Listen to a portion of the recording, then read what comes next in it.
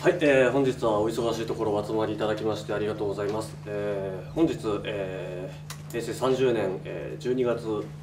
12日にですね、弊社東京スポーツ新聞社で、2018年度プロレス大賞選考会議が、行われまして、新日本プロレスの棚橋宏選手が、4年ぶり4度目の、MVP 受賞を果たしました。それでは棚橋選手に、登場いただきましょう。よろしくお願いいたします。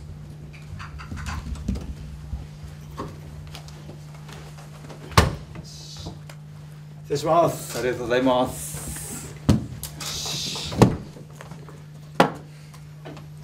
お願いします。ちょっと待ってくださいね。はい、すみません。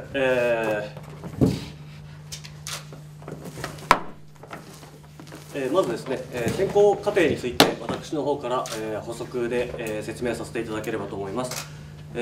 年の、MVP のですね、選考にはですね、棚橋選手、ケニー・オメガ選手、岡田克親選手の3選手が、候補に上がりまして、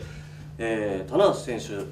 を推す声としましては、今回のですね、G1 クライマックスでの、奇跡的な復活優勝で、ファンがですね、もう復活はできないんじゃないかと思っていたファンを歓喜させたという、リング上での活躍、さらにですね、映画の主演、もしくはまたはですね、NHK のクローズアップ現代や TBS の情熱大陸などですね、人気番組などそういったメディア露出をですね、積極的に行いまして、プロレスの枠を超えた認知度を高めたということ、プロレスの社会的価値を向上させ、レスラーとしての活動の、広さを証明した、プロレス界への、日本のプロレスを広めるために尽力して、プロレスの面白さを全国、そしてまだファンではない人たちにですね伝えた業界への貢献度の高さがずば抜けていたという評価を受けまして、棚橋選手が1度目の投票でですね23票中18票を獲得してMVP に選ばれました。棚橋選手、はい、MVP 受賞を受けまして、はい、一言コメントいただければと思います。はい、ありがとうございます。2018年、プロレス大賞 MVP をいただきました棚橋です。そうですね、G1 クライマックスの、決勝からすごく自分でも話題の中心にいるなっていう手応えをつかんで、その権利書をね巡る戦いであったりとか、ドームに向けて話題をね、振って期待感を高めていくっていうことがね、できたのが、とても評価されてよかったですね。そのプロレスをいかに見たことのない人に届けるかっていうのを、常々思っていて、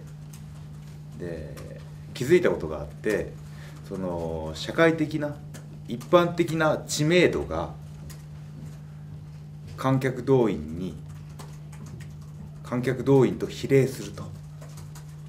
もうこれは金曜8時にワールドプレスリングの中継があって、お茶の間でね、家族でワールドプレスリングを見てるっていうことは、猪木さんを知ってて、長州さんを知ってて、藤波さんを知っててっていうね、その知ってる選手が近くの大会に来るよとっていう流れがね、その昔あって、でもそれは変わんないんだろうなと。知ってる人間、知ってるね人が近くに来るとならば、棚橋がやらないといけないことはもっと有名になることだと。なのでね、チャンピオンになって2006年以降、そのねリング最後メインイベントを締めてリング上でマイクを持つことも多かったんですけどね、今日はありがとうございましたと、ね、愛してますとエアギターをやるほかに必ず言い続けてきたことがあってね、本当にファンの方にしてみたらなんでそんなこと言ってるんだって思ってたかもしれないんですけど、クソ有名になりますってねずーっとリング上で言い続けてきて、で今年その本当に自分が思ってたこと願ってたことが成就した年だったと思います。まだね道半ばですけども、映画主演そのねプロモーション100件を超えて、で扱ってもらえる媒体は1000件を超えて、で「情熱大陸」というね、番組で、プロレスラーっていうのはどういうものなのかというものを丁寧に、一般視聴者層にね伝えてもらえたのがすごく大きかったですね。でそれをその放送後にね日本全国巡業で回ってもあちこちで声をかけられることも多くなって、よかったなとね。今ねそのビジネス界でインフルエンサーってね有名な方が広めてくれるっていうような言葉がありますけど、本当に誰か有名な方がプロレス面白いよって言ってくれないかなっていうね他力本願に思ってやっていった時もあったんですけど、じゃあだったら俺が有名になればいいじゃんということでね頑張ってきてよかったです。で特に今年の MVP は全然予想してなかったので、はい、驚きとともに、嬉しく思います。ありがとうございました。今後は引き続き私の方が、質問を、はいさせていただきます。はい、田中選手は今年は予想してなかったとおっしゃってましたけれども、今年は別の選手が MVP を取るんじゃないかと思ってたということですかね。そうですね。はい。それはやはりリング上でまだ IWGP というものが、手に入ってないからそのね選考基準もやはり少しずつ変化してきてるのかなっていうね、時代とともに、はい、そのプロレスっていうものは僕の中でまだね動員も増えてますしね、いろいろこうプロレス以外の広がりも増えてきてますけど、マイノリティであることには違いなくて、でそのマイノリティであるがゆえのそのファン同士の密度の濃さ、ね、プロレスに対する熱っていうのはねすごく感じられるジャンルなんですけども、だからこそこうプロレスの対象、プロレス対象なんだからプロレスに特化した部分で評価する賞でもあるのかなっていうところがあって、でも今回ねその選考の加点にその一般層への、プロレスを広めたっていう部分を評価してもらえたのが、プロレス大賞のねあり方も少しずつ変わりつつあるのかなと、ね、思いました。プロレス大賞のデータというものをちょっとご紹介させていただきますと、これで田中選手はですね2009年、2011年、2014年に続いて4年ぶり4度目の MVP なんですけれども、はい、これ4度という数字はですね、1位が6回のアントニオ猪木選手なんですけれども、はい、田中選手はこれに次ぐ2位タイと。他に、天竜選手と天竜さんと、武藤選手が、4回で並んでるんですけれども、すごいとこ入ってきましたね。すごいところに入ってきました。ついに上には猪木さんしかいないという状況に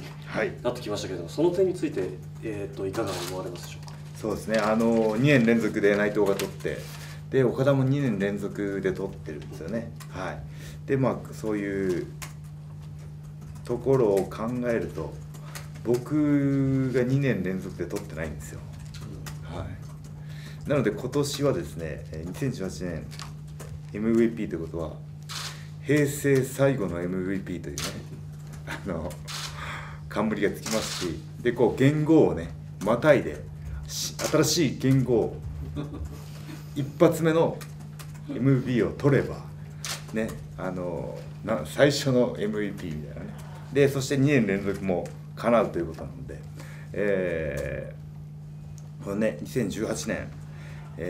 予想してなかったと言いましたけども、2019年はもうのっけから取りに行きます。はい、やはり2つの元号をまたいでこそ100年に1人の。そうですね元号またぎ100年に1人の逸材感がね増してきますんでね、1つや2つぐらいはまたがないと、そうですね、はい、あと2つはまたあげます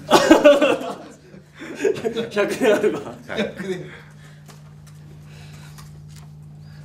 G1 クライマックスも平成最後の夏男にもなりますし、はい、やはりいわ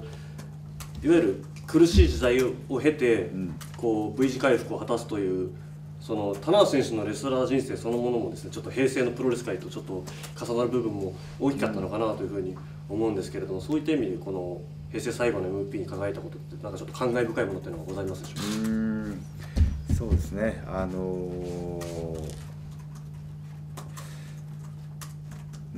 まあ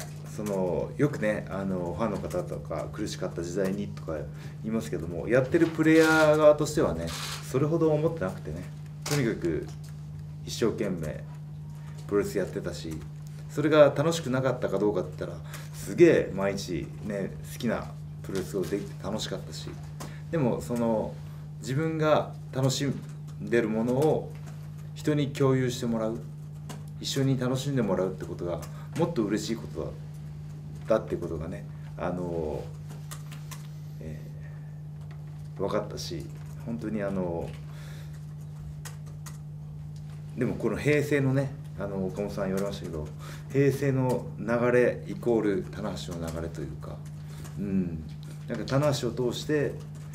新日本プロレスを見てもらえてたのかなっていうね自負はあります。はい、私からは以上になります。その他質問ございましたら、挙手の上よろしくお願いいたします。はい。まあいろいろと今平成最後とかありましたけど、おそらく40代になって初めてだと思うんですけど、40代の方の MV って結構でも三沢さんであったりとか武藤さんであったり、近年でいうと、はい、40代を超えての MV いらっしゃいますね。はい。その辺のちょっと考えはそうですね、ファンの方にもね心配されることといったら棚橋のコンディションは大丈夫かっていうね不安要素は常にあるんですけども、そんなね皆さんが心配してくれるほど悪くないんですね。なんでかっていうと、今年の G1 クライマックス長いシリーズ戦い抜けたっていう自信もあるし、でいい時のね記憶に引っ張られる癖があったんですけども、その G1 クライマックスで今の自分をしっかり受け入れて、できる技でできる動きでどう試合をね展開していくかっていうところに気持ちを切り替えたので、だからコンディションが悪いっていうのは、マイナス要素ではあるけども不安要素ではないと、ってことですね。40代になってっていうのはちょっと特にあるんですか。そうですね、太陽の天才児と呼ばれて久しいですけども本当にね太陽が昇っていく時期もあったんですけどね、落葉だったんですね。本当に斜陽というかね、そういう、寂しさをねファンの方も感じていたかもしれないですけど、太陽はね巡りますから、もう一回上がらせてください。頑張ります。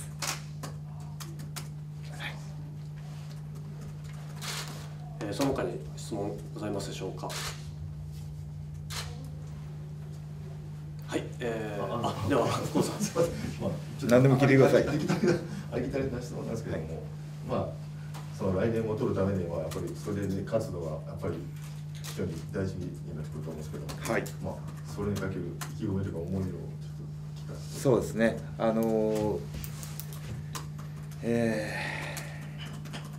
1月4日東京ドームでねケニー・オメガとその IWGP のベルトをかけて対戦しますんで、いろいろとね戦前対戦カードが決まってから言い合ってますし、これからねさらにヒートアップしていくのは間違いないんですけども、